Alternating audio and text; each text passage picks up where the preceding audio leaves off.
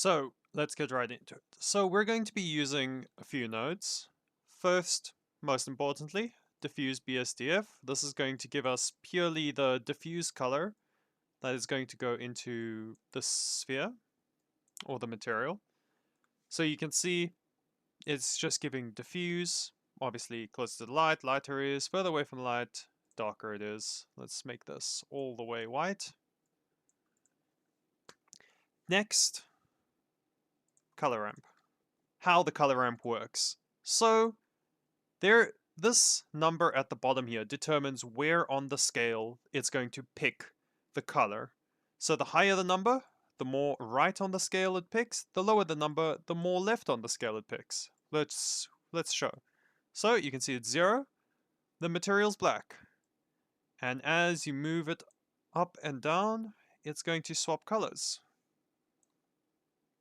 So, also, in Blender, if you put a color into something, then it's going to, depending on how white or how black it is, it's going to assign a number. So, the more white something is, the closer to the number 1 it is. The more black something is, the closer to the number 0 it will be. That's where things like specular maps come from. You see on specular maps, the more black something is, the more like matte it will be, and the more white something is, the more shiny it will be. So, if we plug this into color ramp, which we will do using a shader to RGB, this just converts this value into something that the color ramp can read. Then you can see it just turns normal. But if we just swap this for like a color, it makes the 1 value into purple. Let's swap this back real quick. Saturation. Next, what we're going to be using is we are going to be using a Voronoi texture node. So this will obviously, if we pop that in there, it makes Voronoi textures. However, what we want is we want the distance. So you can see over here it's making a bunch of little dot looking things. However, if I drop the randomness to 0, you can see that it makes very evenly placed out dots. And then next, we're going to use the texture coordinate node. So you can see how there's these little weird lines on it. If we pop the window node on it, it will turn into this sort of effect, which makes it look very flat to the screen. However, that is kind of the effect we want if we're going to go for the Toon shader.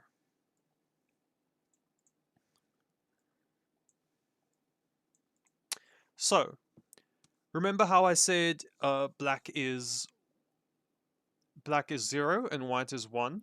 We're going to use that effect to create a mask. So, first, we're going to plug the color ramp into a mix color node and plug that into the surface. So now we can see what the color ramp's going to look like. And we're going to make constant. And now we have this effect, the Toon shader effect. So depending on where the light's coming from, it will be all more to the right. Depending on where the darkness is, it will be more to the right. I mean, to the left, sorry. And let's make this that. Add another value. And make that there. Turn this white. Turn this into a darker gray. And if you feel especially spicy, add another one in. It's entirely up to your preference on how much you want each shader to have. However, I prefer just having 2 most of the time. So, there, basic Toon shader, video over, whatever. I'm just kidding. So next, what you're going to do is you're going to duplicate this color ramp. Now, the reason we want to duplicate it is we want these values in the exact same area as up here. Otherwise, the mask isn't going to work how we want it to. Then we want our dot effect to be on the middle shade over here. So what we're going to do is we're going to take the white up here, turn it into black, also known as 0, and take the gray over here and turn it into 1, the white, also known as 1. And we pull the color into there, and then we'll take this color and pop it into the scale. So obviously, if the scale is 0, it's not going to show up. Let's quickly just move this further right so that we have better view. And then we take the distance and pop it into here. Oh no, nothing's showing up. I wonder why. Let's fix that real quick. So let's move this over here, just so we have a little bit more space. And we're going to pull out a math node. We're going to swap it to multiply, and we're going to put it in between these two. So now we can control the scale of control the scale of this little gray area over here without having to actually edit the scale. So now let's make it into... And now you may be going, well, Panda, that doesn't look like dots to me. And I will go, you're right. Let me get you some dots. We're going to go into color ramp. And remember how I said, black is 0, white is 1. So we're going to put the color ramp in and the distance into there, color out, and we're going to swap this to constant. Not beast. We're going to swap this to constant.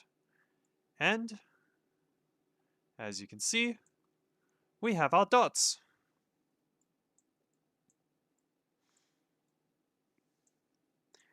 Now, we swap this to multiply, and voila, we have our little dot shader.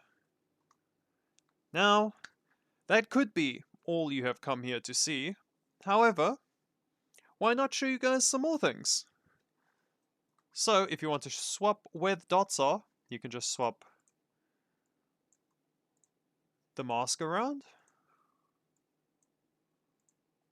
Obviously, in the black area, you can't really see the dots right now. Because, however, if we do this, you can see dots over there. And swap this, and there's dots in the first two areas. So that is how the mask would work.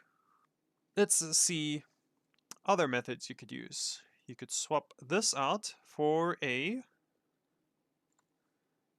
normal noise texture. So let's throw that on there and take this and pop that into scale. Move the Voronoi texture down here, and now you have the normal noise texture in your shadows. So you can edit the roughness, you can edit the detail.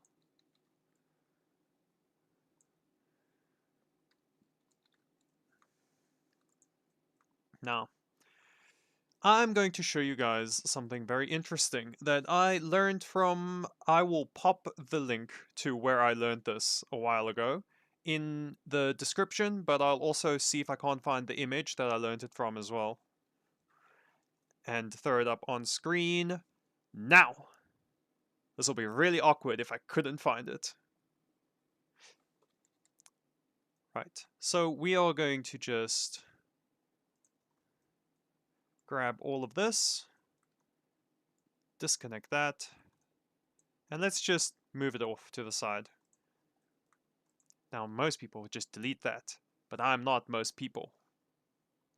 I like having things where I remember it being. Okay, so we're going to get a diffuse BSDF, and we're going to get a texture coordinate node. Then, color ramp. We throw that out there. We set this to constant, and let's get some colors out. We'll go with a nice...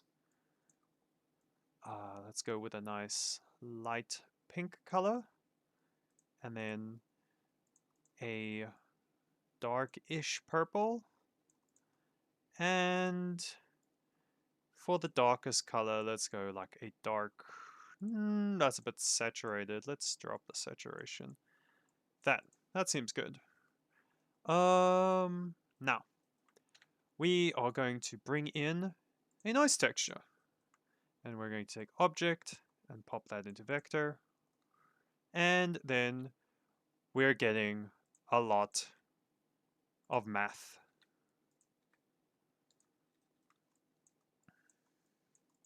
So, sometimes you can do something really interesting with, sorry, shader to RGB.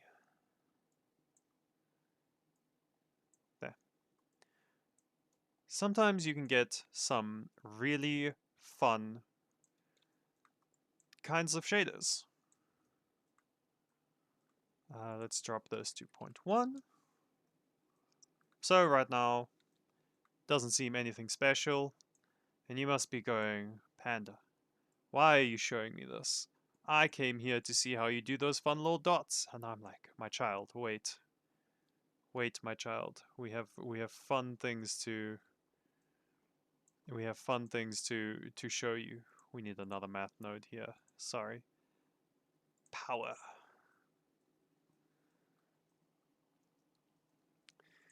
And this needs to be not divide. It needs to be multiply. 0.3. And we are going to drop the detail to 0. Up the distortion. And now you see it happening. Do you guys see? Do you see what is happening? Let's move this further in. And this further.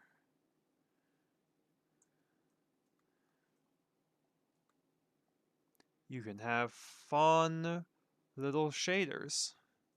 So what is happening here is basically all of this math is working together to create that edge data. So, remember our things from earlier that we can grab and move this way. So, we'll cut that off.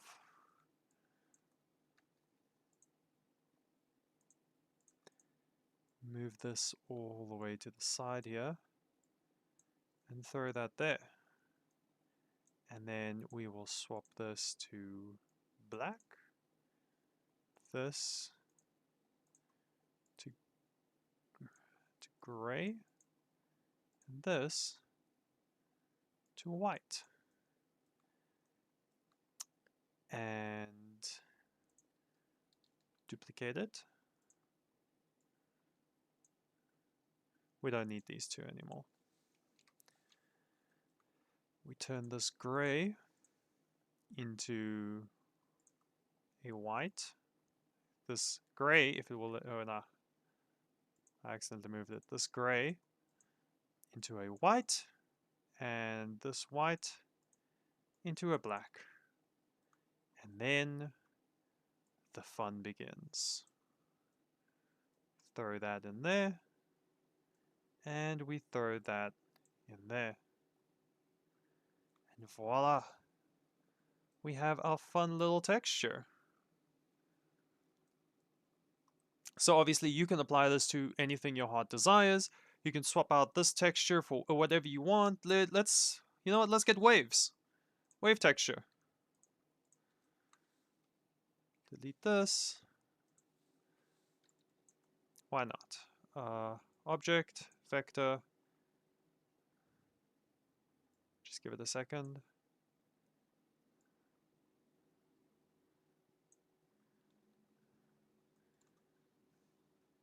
Whatever your heart desires, you can make. Swatch this to Y. Swap this to Z. What you can also do is you remember this noise texture back here. You can also put different textures into this one. So let's take the object and into vector, and the distance into value. And obviously right now it doesn't look like much, but if we up the scale, it looks like little bubbles. We can up the detail and it looks like little fire marks. And over here, obviously, you can change you can add more colors. You can change this to a lighter gray.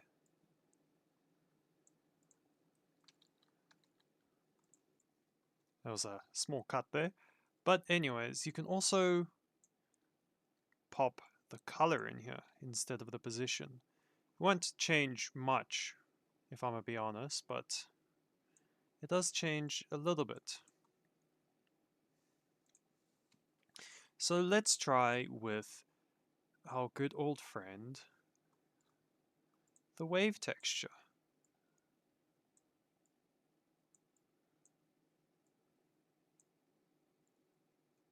Now you may see that it looks a little bit odd, but it's such an interesting thing. You can swap this to Y, and it'll make this kind of thing. You can swap it to Z, and it'll make this. What you can also do, and this is really fun, is you can duplicate this. Pop that there, change this to Y, and then in another math node, add these two. And you get that, which also looks very cool.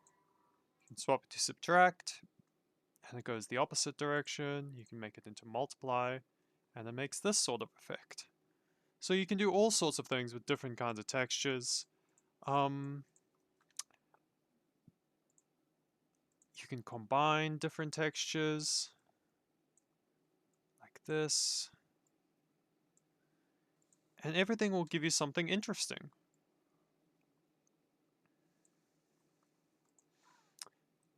So, thank you for watching. I hope you enjoyed this video. And I hope you subscribe, like the video. I will hopefully be posting on here quite often. Every single time I find something interesting on Blender, I will try to share it with you guys. So, alright, thank you for watching, and that's all, folks.